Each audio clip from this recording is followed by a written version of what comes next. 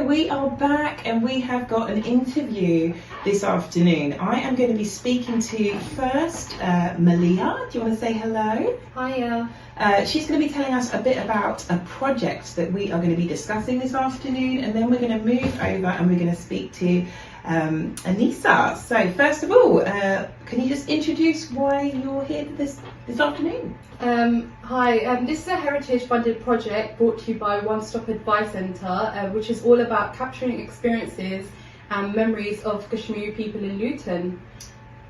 Perfect, over to you. So I just want to ask, first of all, we are joined by Anissa Kiani.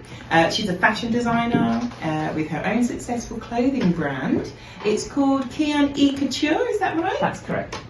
She is also the Deputy Director of a Faculty Service and Creative Industries at Oaklands College in St Albans. And as part of the One Stop Advice Centre's Heritage Project, we just want to kind of explore the rich Kashmir heritage by exploring the diverse culture of Kashmir this afternoon. So we will be asking Ms. Kiani just a few questions about her life, and obviously why she thinks she's so successful as a Kashmiri person living in Luton. So first of all, Ms. Kiani, which part of Kashmir are you currently from? So thanks so much, Chantal, for that introduction. So my parents are originally from Azad Kashmir, part of Pakistan. So there's two parts of Kashmir. There is Indian occupied Kashmir, and there is a part that's in Pakistan, and my parents are from Azad Kashmir in a small town called Kotli.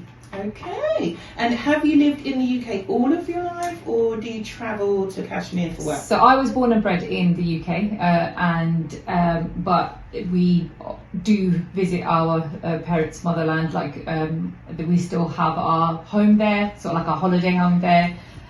Growing up, my parents wanted to keep that sort of like culture and tradition going, making sure that we really do understand where we had come from, what heritage we hold, making sure that we were still able to speak their mother tongue, and enable to sort of really infuse those cultural traditions, which sometimes can be a bit difficult if you're living in a country where you can't see that much of that community. So enabled to do that, they used to continuously take us back to Pakistan, and we still visit. So every so often when we get the opportunity, now so much I go for my actual work rather than in terms of visiting family and friends. But growing up in my childhood, it would always be going back to our holiday home, seeing family, going to really go back to our roots, understanding where my grandparents had come from, understanding in terms of where the family evolved from.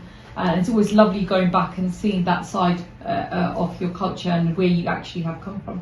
I think that's really important because it's part of your identity, it's who you are, and otherwise, you kind of feel like you're on foreign soil, so it's great to hear that. So I'm just going to ask you one more question, okay, and then we'll take a little break. So what inspires like your bridal designs, because you're a fashion designer, and are you inspired by your ethnic background, of course? So yes, absolutely, you will see that sort of reflection in my recent sort of work. You'll see that ethnic sort of influences. As from inspiration, I think I take it from poetry, from music, from film, and definitely a lot of it from my heritage. We have such a rich culture, especially in South Asia, like, whether you look at, whether it's the art that you look at, whether it's the architecture, whether you look at the religious or political influences, you will see that through the generations, whether it's through music, whether it's through film. And I really like to sort of capture that and infuse that into my collections. I'm very much about reading into poetry, looking at songs, playing with words, and that kind of sets me off in terms of that initial sort of inspiration stage. Obviously, I also feel like I belong to the UK as well, so you will see that influence too. Most of the cuts will have some sort of influence of Western appeal to it as well. My current sort of clientele are that sort of South Asian diaspora that have sort of really want to embrace their cultural identity, but also be able to sort of wear gowns that fit into that modern traditional sort of modern bride in the Western sort of culture as well. Yeah. So it's it's amazing that I get that opportunity to kind of marry the both cultures and kind of really give that infusion of both flavors. So in terms of inspiration, definitely you will see that cultural sort of heritage that comes from, you know, my parents' hometown. But then be able to kind of really sort of like combine that with, you know, the Western sort of cuts, and looking at in terms of infusing it with the pattern cutting of ball gowns, and then having paisley prints that's inspired by a Kashmiri rug. It's just amazing that marriage is like, you know, putting that sort of combination together gives me the opportunity to sort of really kind of develop something that is quite unique. So I feel sort of like I'm at an advantage to be able to dip into both cultures and create those unique pieces. I'm just I'm thinking as you're talking, and all I keep thinking is, I'm sure like our national dish is supposed to be fish and chips, but it's actually like an Indian curry, and it's like you're creating this. Back, I am doing an interview this afternoon. We are talking to Anissa Kiani about her amazing business and her culture, and yes, so much more. So I want to hear more from her, but we have been talking off air, and it's quite funny because it's Kashmiri, not Kashmiri, and it's like, I do love calamari, but it's Kashmiri. Yeah, let's get it right. Okay, It's fine. It's 3 o'clock and we're thinking about food. So I do want to ask you just a couple more questions before you go. So in your view, is there something within the Kashmiri heritage which needs to be revived? The identity and awareness of Kashmiris, because I don't think a lot of people realise, like, especially the history of Kashmir. It's quite a sort of a very, I would say, a difficult topic, because as you would appreciate, there's 2 parts of Kashmir. There is Azad Kashmir, which sits within the Pakistan, and there's also occupied Kashmir, which sits in Jammu Kashmir, in part of India, which is currently disputed land, is what we call it as. Now, the identity of Kashmiris is very important to highlight, because a lot of people do not understand like the history, and in terms of the sort of the cultural barriers, the kind of the sort of impact, especially where Article 365 was revoked in India on the Kashmiri people. So I think in terms of the identity and the history of Kashmir, definitely needs to be revived. I don't think a lot of people know there is a massive Kashmiri diaspora in the UK, but they identify themselves as Pakistani, so people don't understand the distinction between the two. We proudly say we are Pakistani. Those that do live in Pakistan do proudly, you know, say they belong to Pakistan. But I think it's very important to understand that Kashmiri heritage, and to understand the distinct between it, because it simply then leads us to be able to express the history and the kind of sort of challenges that the region has faced. So for me, it would definitely be about the identity of Kashmir and the Kashmir diaspora, and you know, the great work that's happening there. I mean, part of the reason why I'm here today is part of that heritage sort of project, which One Stop Advice are kindly doing on the Kashmir, and it's brilliant because it gives the opportunity for people from similar heritage to mine to actually speak about their identity, from where they've come from, or where they belong, for the kind of historic events we've had, you know, that has shaped us as a community today. So that's one thing definitely I would say that needs to be revived. So we've got Kashmir, which is a material, right? It does come from Kashmiri. Yes. Let's clarify. Yes. I mean, we were having this discussion earlier. I mean, especially Kashmir is, if you look at the cultural sort of heritage, it's known for its handwork on rugs, and like, you know, the beautiful shores, the scenery. They say heaven on earth if you get the opportunity to see Kashmir, like, you know, beautiful mountains. I'm talking about Chantal views. Imagine Switzerland, but 10 times more beautiful. And this is not me being biased, like, you know, open air, fresh greenery of mountains, just in terms of the scenery, the kind of tourism sort of scope, it's just absolutely, you know, beautiful. The kind of fresh air, the greenery, the sort of opportunity of tourism, and it's actually called heaven on earth. So most people that have had the opportunity to go to Kashmir describe it as heaven on earth. So yes, in terms of materials, in terms of art, in terms of music, in terms of poetry, there's so much heritage It there. sounds so romantic. Yeah. I'm kind of like in an Aladdin Disney movie right now as you're describing it. It does sound amazing. But last question, do you feel that the next generation are just as passionate about associating with Kashmir as the previous? I think social media is such a strong tool, Chantel. We are in a digital era where information is at the click of your fingertips. There's so much more awareness. There's so much more, there's so much more connection. You can find connection. I mean, I was able to actually connect with someone from Kashmir that showed me how. My next project is actually going to be based on this, on heritage drawings from the Kashmir region from the 16th century. And that was over a click of a button, finding someone on Instagram that posted it, and I connected with them, and now I'm going to be infusing that in my next collection. There's so much information that you can access now, and social media, it does have its downfalls, but it has its strong points where you can sort of connect with that diaspora. You can get to know more about your identity. There's always this worry that you will forget in terms of where your ancestors have come from, where your mother tongue has come from, where that culture has come from. And I suppose it's down to us to revive that culture, to keep it. If we don't talk about it, if we don't do projects like this, if we don't give those history lessons to the upcoming generations, they're not going to understand what that heritage is and where it's from. So I'm really proud of One Stop Advice that they are working on this project, because that is a way of reviving the cultural heritage. And I also feel very fortunate to be in a country like UK where we have so much diversity, especially in Luton. People always say to me, "What is it like living in Luton?" That's like, it's the most beautiful, diverse. I mean, it's like your radio station. It's just the most diverse place. You get people from all types of cultures, traditions, and work. You're back listening to me, Chantel, on Diverse FM 102.8. We are right in the middle of an interview. We are talking to an amazing fashion designer named Anisa Kiani. I've just looked at some of her work and it is stunning.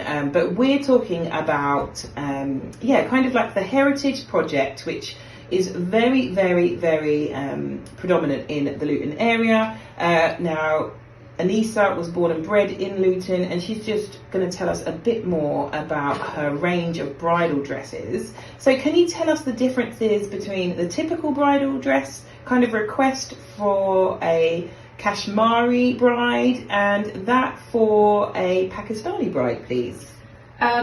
So in terms of, obviously, Kashmir is a province within Pakistan, so it's a bit like in terms of asking the difference between a Welsh and an English or a Scottish bride. Okay. So not much in terms of difference in terms of the type of garments that they'd go for, the type of work that they'd go for. Yes, just some distinctive styles, like some sort of like in terms of, especially when it comes to like colours, like I think traditional South Asian colour for brides is red. And I think if you look at the difference between the Pakistani and the Kashmiri bride, I think it probably took a lot longer for the Kashmiri brides to let go of that colour red. I think the Pakistani brides were a little bit more daring of wearing different colours.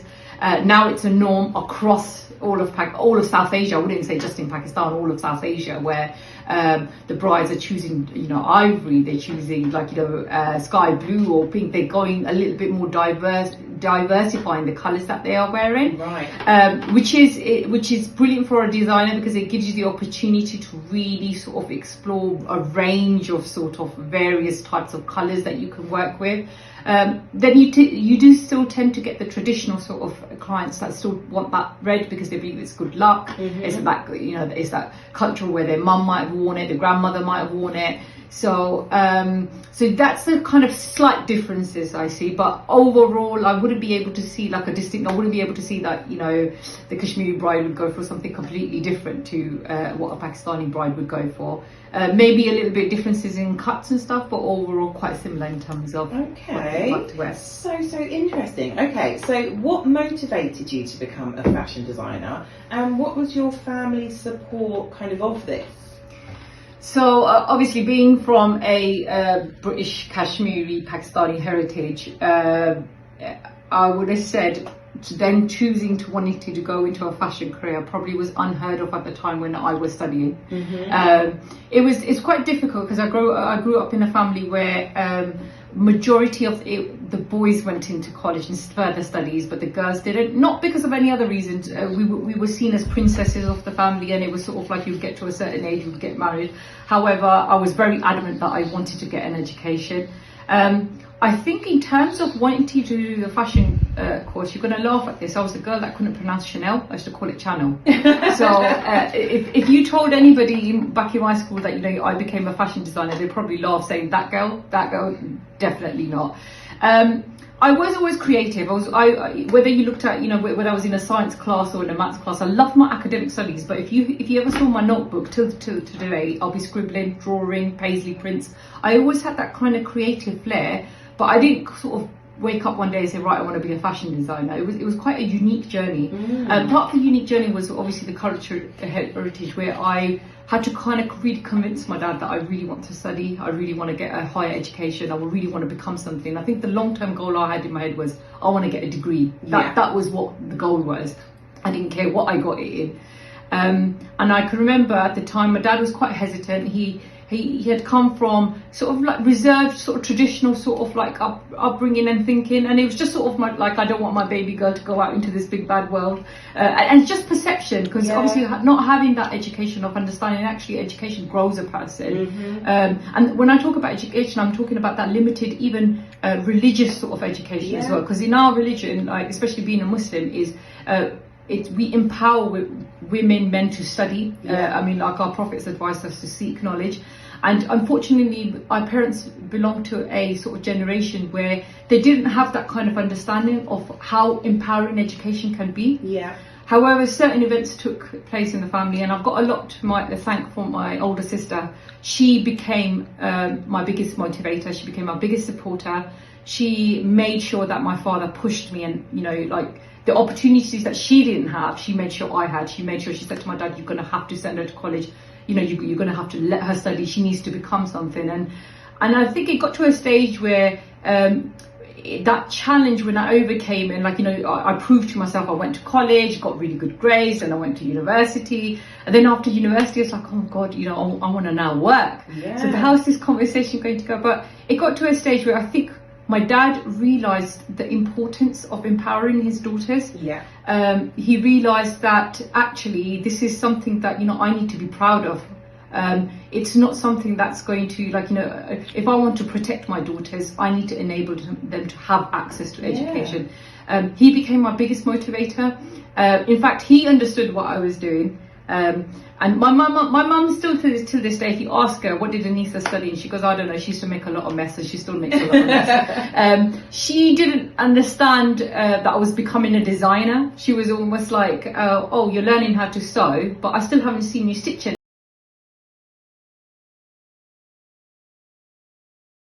Hello, you're listening to Diverse FM. My name is Renu Chopra, and I have a very special guest with me in the studio, Dr. Tahir Mahmood, and he's going to be talking all about his work as the NHS doctor in Luton, his community work, and also the importance of Kashmiri heritage.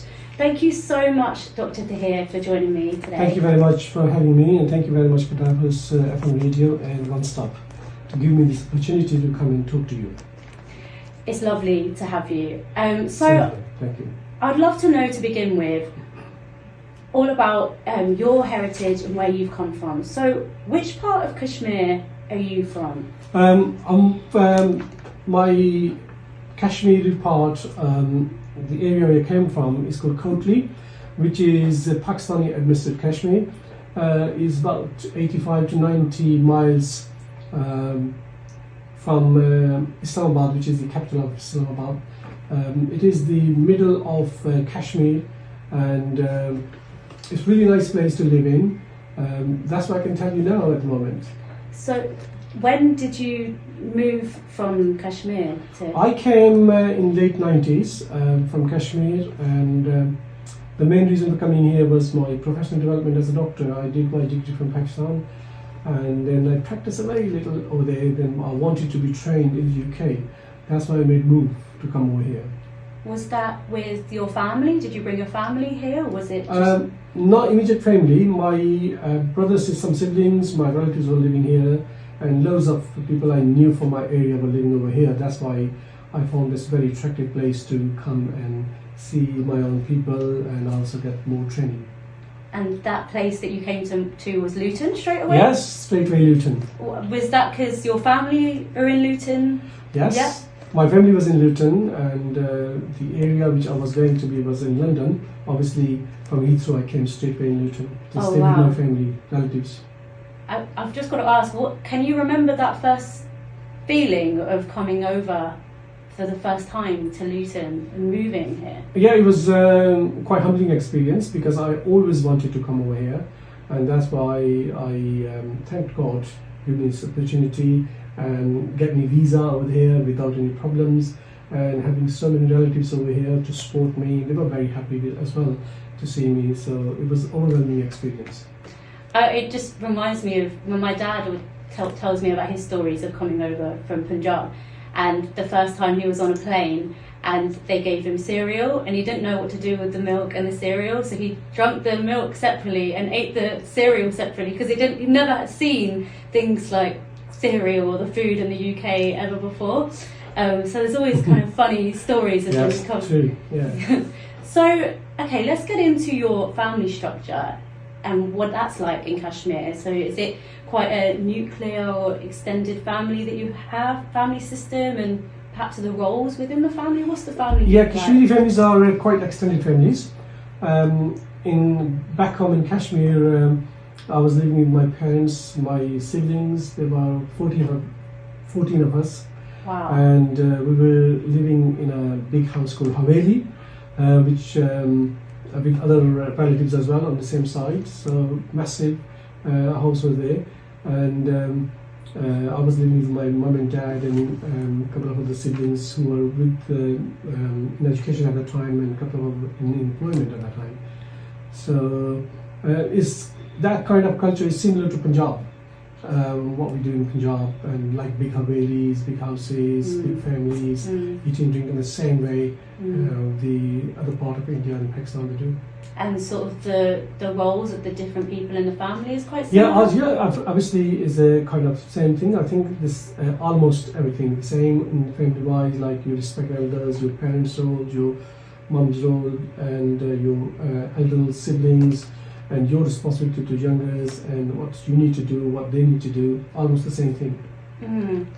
So then you came here and you are practicing as a doctor. Did you get that qualification, did you say, here, and you trained here, or did you know you were going to kind of get into that when you were in Kashmir? How did that education come about? I qualified from back home, from Pakistan. And after getting qualification, I really wanted to do something more in my medicine, like post-graduation specialization, and over here. So I had to apply for the visa, and then I came over here once I got a visa. What was that like in terms of getting qualifications here? To practice in the UK as a doctor, you have to do a test called PLAB examination, which is a kind of entry test. If you qualify for that, then you can work in the UK like other doctors in the UK working. Yeah. And there's an equivalent kind of exams, so assessed by General Medical Council, independent organisation. So they assess it, they vet it that you have a degree and you have the skills to work here as a doctor. So that's the basic test you have to do. Once you do that test, then you can work in the NHS area, any specialty you can work, and then you can specialise in whatever you want to do. Gosh, that's a lot. That's a lot. And you've got to invest in yourself a lot, but it makes sense because if you're going to be treating people, working in the community and working as a doctor, then you've got to put that commitment in. That's right. So what is the difference between working as a doctor in the UK and then Good afternoon, you're listening to Diverse FM. My name is Reni Chopra, in for you until 6 p.m. this evening. So I've got a really special guest that I've been speaking to. You might have heard our conversation just before that track, which was Benny Blanco, Eastside. I'm in the studio with Dr. Tahir Mahmood, and He's here as part of the One Stop Advice Centre's Heritage Project, and we're speaking all about the rich Kashmiri culture and heritage, and he's going to be speaking all about a little bit more now about the culture and why it's important. So, Dr. Tahir Mahmood, in your view, what is the main differences between family life in Kashmir and Luton? I don't think there's much difference, except that you live in, back home you live in different territory, less industrialized areas as compared to the Luton area. There are loads of mountains. The area I came from is called Courtney, means the main city is in the middle and it's surrounded by the mountains. And a river just flows across, just near the border of my city. So you can imagine a little bowl. So in the middle of the bowl is a city, like a ground, and around the bowl is these are the walls of the bowls are the mountains. So this is why I came from Countley. It's a very typical, beautiful area, and the river Punch, which is very long Punch, just on the brink of the city, is flowing miles and miles through the jungles and everything. That part is missing over here, and people are more socialized media over there, like intensely involved in the social media as compared to people here. The other difference is that area is not very industrialized. This is much more industrialized, UK, especially Luton area. So that kind of thing is slightly different. Apart from that, lifestyle is almost the same. Nowadays, people they use social media, and news can go across the borders in the globe within seconds. So people they know you can communicate with people, and most of the people they know what's going on in the UK, and they think that they're almost the same kind of lifestyles over there. That is so true, isn't it? That the fact that people over there can be watching, hearing, seeing the exact same things we do here, Yeah, that's literally right. just because of the internet and that culture that we have. But what about, I would love to know a bit more about the Kashmiri culture in terms of the food and the things you celebrate and family. So what about that is different? Kashmiri food is different as compared to the food we eat over here, or maybe from Punjab. Our main food over there is meat, and special kind of meatballs we call gushtaba. That's specially cooked, very rich meat food, and also daily people eat red lobias, red kidney beans. You might have seen here, yeah. Exactly the same thing, slightly different taste. People cook in a different way with white rice, with salad, and sometimes they eat with chapatis. And mainly our meat, people they love to eat meat. So that's why most of the Kashmiris they jump on meat when you'll see them, and that takes to our health on the other side. So that kind of things are meat, as you can say, is also the eat over here, but special kind of dish I mentioned, gushtaba, is rarely seen here. It's not cooked here because they take a long time, and specialist cooks over there. And dressing wise, almost the same things. We have slightly different dressing in the Kashmir area, and but shalwar kameez is what we normally wear. You might have seen in Bradford, Luton, Birmingham, is the main dress for men and women in back home. These kind of things. But there are some things which are missing over here. We cannot find in this UK, but we are quite happy in the UK as well. That doesn't mean that we all, craving for these things, but we love to be in the UK. Yeah. Well, that's what makes the culture here even more rich. To have different people from different backgrounds wearing different kinds of dress, or eating different kinds of food. I don't think I've ever tried. Gushtaba. No, I haven't tried that. I need to try them. I think very few people have tried it because it's a very special kind of dish which is cooked by specialist cooks. But going back to Kashmir, the Kashmiri came to this country in late 50s, and this is the third or fourth generation in the UK. They have integrated very well in the society, and they are proud to be British. If you go to Bradford, Leeds, Manchester, London, Birmingham, you'll see that majority of Pakistanis, they are actually Kashmiris.